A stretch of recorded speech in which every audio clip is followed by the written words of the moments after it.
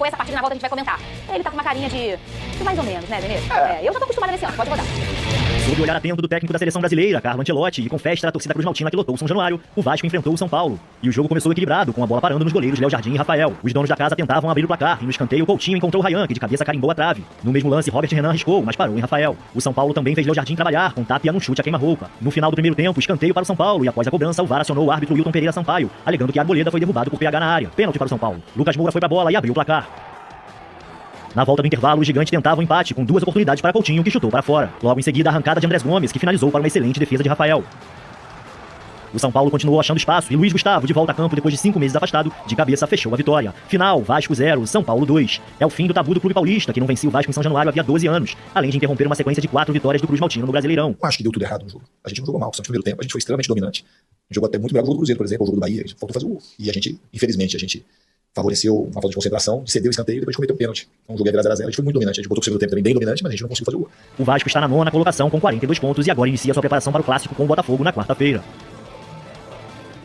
Olha aí, gente, eu não lembrava mais como é que era esse rostinho do Pedrosa sem as canjicas de fora. Porque era só sorriso, só... Ih, lá, Vene. Ai, Vene Casagrande. Pedrosa, olha o pote. Vene, boa tarde, você de casa, segundou, vamos falar sobre essa rodada maravilhosa, ou não. Pra mim, a rodada foi boa, não foi bom, porque é o meu time. Tem um negócio que acontece no futebol, fenômeno. Ô, Lucas Pedrosa, o que aconteceu com o Vasco em pleno São Januário? Bandeirão novo, torcida lá como sempre apoiando.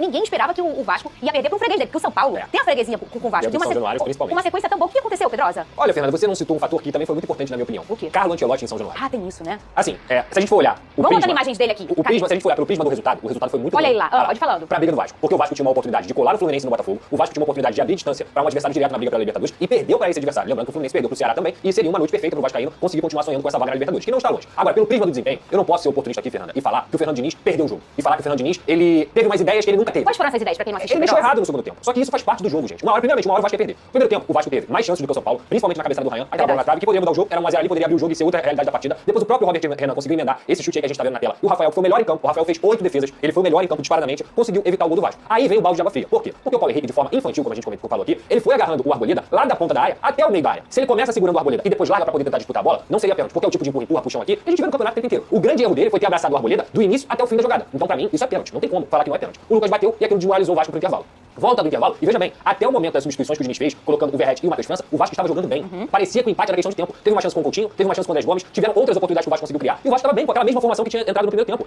Tava claro que pra mim era uma questão de tempo, até pela força da torcida e tudo mais. O Diniz se desespera. O Diniz, ele é ansioso naquele momento ali, quando ele mexe com 13 minutos de segundo tempo. E eu acho que essa ansiedade não era só uma coisa do Diniz. A ansiedade de você ter o Carlos Ancelotti ali, pra Coutinho, Ryan, Paulo Henrique e também Léo Jardim foi bem, mas os outros 3 me pareciam ansiosos pra poder decidir, pra poder mostrar pro professor e pra outros jogadores que estavam ali, causou também uma ansiedade no time e o próprio Fernando Diniz foi ansioso na mexida. Ele tira o Barros pra piorar. O Barros, ele é o equilíbrio da equipe do Vasco. Eu entendo que o Barros teve uma entorse no primeiro tempo, o Diniz falou que ele fez gelo no intervalo e tudo mais, mas não foi por isso que ele saiu. O Barros, ele sai, e eu tava bem do lado do banco de reservas, eu fiz essa transmissão ontem, ele não recebe atendimento e não recebe nada. Foi uma opção técnica. Ele prefere deixar o Tietê, que é o quê? Um cara que tem mais saída de bola e tudo mais, mas o Tietê não marca metade do que o Barros marca. Então você tira totalmente o equilíbrio do time. Era melhor ele ter tirado o Tietê, colocado o Matheus França, como ele colocou, e deixado o Barros na equipe pra deixar um time mais, pelo menos equilibrado. Eu acho que essa é a palavra que faltou ontem. E pra piorar as mexidas do Diniz, o Matheus França não entrou bem. É um jogador que vem crescendo, que vem treinando muito bem. Eu acho que já entrou bem em outras partidas, mas ontem ele entrou muito mal. E isso fez com que o Vasco perdesse o controle que estava tendo antes da partida, antes das mexidas do Fernando Diniz. Depois o Diniz só piorou a situação dele. Ele colocou 7 atacantes, ele deixou 2 zagueiros e apenas o Paulo Henrique como defensores. O Vasco se abriu todo, se colocou como um time vulnerável, perdeu o equilíbrio e o São Paulo continuou atacando. São Paulo que foi muito maduro dentro da partida. Acho que tem também da mérito porque o São Paulo fez na partida de ontem. O Alan Franco, o Arboleda e o Sabino fizeram uma partida impecável. E o Crespo soube entender as mexidas do Diniz, colocou gás novo com o Rigoni, com o Ferreirinha e o Luiz Gustavo. Quando o Luiz Gustavo entrou, ele faz o segundo gol. Então, cara, assim, pra ser muito sincero,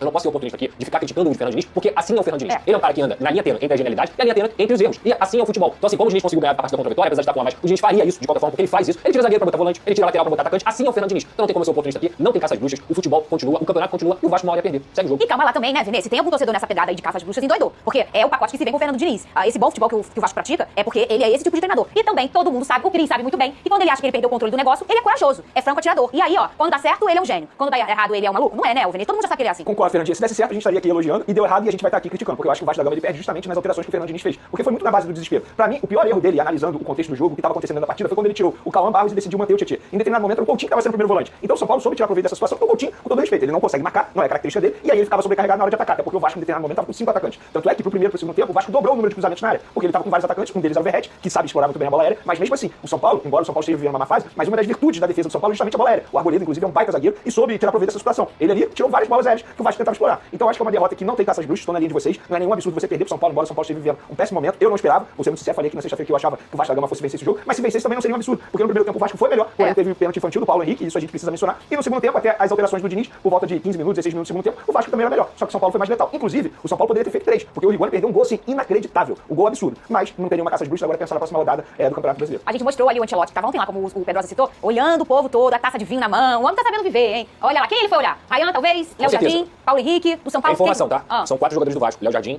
Paulo Henrique, Coutinho e Ryan. E do São Paulo, acredito que o Marcos Antônio, que é o meia que já fez parte da pré-lista da convocação do próprio Carlo Ancelotti. É muito bom jogador, o Flamengo queria, inclusive. Sabe quem é apaixonado nele? O José Boto. Foi quem o encontrou. Exato. É apaixonado no futebol. É muito bom jogador. E a convocação de hoje, ela vai priorizar jogadores que atuam No Brasil, né? futebol brasileiro. Então, ele foi lá assistir, deve ter se encantado. É uma imagem aí, pra quem não pode ver, do Ancelotti no camarote e ele observando a festa do Vasco na entrada de campo, ele também com uma taça de vinho na mão. O Samir Chaves que é o presidente Ficou da elogiando o CBF. presidente da CBF, porque estreitou laço com os clubes. É verdade. Porque era difícil ver um time Tem muita coisa boa mudando. Falar assim. nisso, hoje tem convocação, tá bom? Da seleção brasileira, às 3 horas da tarde, pra 2 amistosos, os últimos, até o fechamento do ano e até a Copa do Mundo também. Os 2 próximos serão com times da Europa, né? Só em março do ano que vem. E o Vasco perdeu 2 peças importantes pro clássico contra o Botafogo. Eu abri aqui o programa brincando com isso, mas é verdade. O Nuno Moreira e o Paulo Henrique levaram um 3º cartão amarelo e estão fora do meu jogo com você, Lucas Pedrosa. Tô triste? Não tô.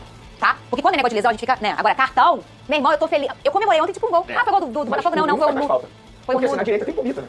Mas aí você também tem a entrada do Verratti. Você faz sentido. traz o Ryan pra ponta direita, coloca o Carlos Andrés Gomes na esquerda, Coutinho e o Verratti, que é uma formação que tá longe de ser ruim. Então, assim, lógico que a perda do Paulo Henrique e do Nuno é muito ruim. O Nuno, inclusive, no primeiro tempo fez um jogo ruim. No segundo tempo ele voltou muito bem. Aí o Diniz tirou ele. Não deu pra entender também. Mas assim, eu acho que pra esse jogo de quarta-feira, você colocando o Pumita, que é um bom lateral, e colocando o Verratti novamente, o Vasco continua tendo um time forte. Ele tentando mostrar pra mim que ele tá tranquilo.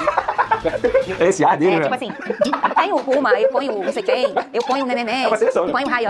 É, você percebeu ou eu fiz sozinho? Não, eu percebi, eu não ia falei, falar nada. aí ele, não, tudo O clima já tá tranquilo. pesado. Eu boto o Verratti ali, aí boto também o Coutinho, aí boto não sei quem. Onde é o jogo, Pedro? Eu fico com pena por causa disso. Onde é o velho. jogo? Nuno e Paulo Henrique vão perder a festa. Ou não, negócio de camarote. Pode ser, pode ser. Olha, Pedro. O Botafogo perdeu alguém pra esse jogo? 15 pessoas. Eu tô até preocupada, porque eu tô até sem beber água gelada, que eu tô com medo de ser a próxima.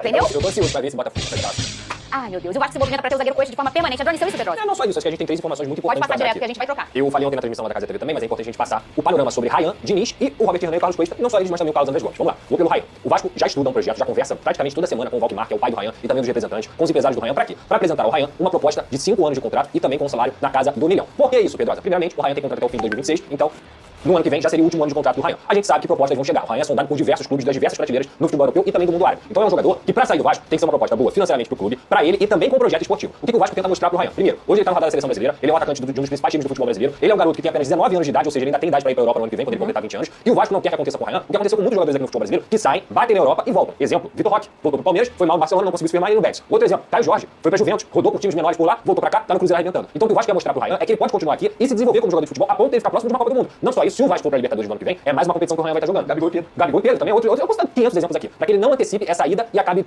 freando a evolução da carreira dele. Então o Vasco tem tentado e vai apresentar essa proposta pra ele, pra ficar com o Ryan. Se chegar uma proposta financeiramente absurda, aí não tem como segurar, é sonho, o Vasco precisa, faz parte. Mas esse é o projeto esportivo do Vasco. Fernando Diniz, mais porque eu vi de uma fonte da diretoria ontem, abre aspas. Por nós, a gente fica 100 anos com o Diniz. Ou seja, ele é um treinador que o Vasco quer à frente do projeto esportivo do Vasco da Gama, por longos anos. E eles usam muito o Abel Ferreira como exemplo, e talvez também, até uma questão que tenha acontecido com o Felipe Luiz, que eu já falei aqui diversas vezes, pra mim, esses técnicos têm que ter segurança e dinastia, pra que isso possa acontecer e esses clubes vençam também. Então é outra informação, o Vasco em breve vai iniciar conversas pra renovar com o Fernando Diniz. Sobre o Carlos Cuesta, Robert Renan e Carlos Andrés Gomes, são 3 jogadores que estão no radar pra serem comprados. O Vasco quer comprar esses 3 jogadores e ficar com eles no ano que vem, porque já entenderam que eles deram respostas dentro de campo. Muito bem, o Fluminense perdeu pro Ceará. Ô, Cris.